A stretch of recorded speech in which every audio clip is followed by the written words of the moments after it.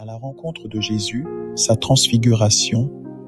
Aujourd'hui, nous nous plongeons dans le passage de l'Évangile selon Matthieu, chapitre 17, versets 1 à 8, qui parle de la transfiguration de Jésus sur la montagne.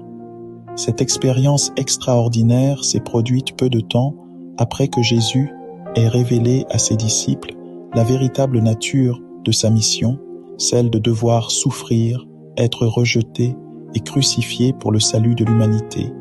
Il a choisi 3 de ses disciples, Pierre, Jacques et Jean, pour être témoins de sa transfiguration, une manifestation glorieuse de sa divinité. Imaginons l'instant où Jésus, sur cette montagne, a été transfiguré devant les yeux ébahis de ses disciples. Sa face resplendissait comme le soleil, et ses vêtements étaient blancs comme la lumière.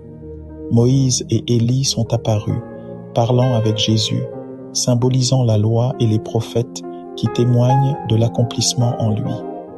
Pour les disciples, cette expérience était une révélation éclatante de la gloire et de la divinité de Jésus. Elle était une source de réconfort et de confirmation de la vérité de ses paroles précédentes. Mais quel est l'impact de cette transfiguration sur la foi des disciples d'alors et sur la nôtre aujourd'hui?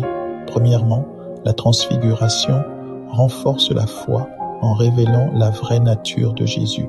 Les disciples avaient besoin de comprendre que Jésus n'était pas simplement un enseignant sage ou un prophète, mais le Fils bien-aimé de Dieu. Cette vision les a encouragés à persévérer dans la foi malgré les épreuves à venir. Deuxièmement, la transfiguration préfigure la gloire à venir.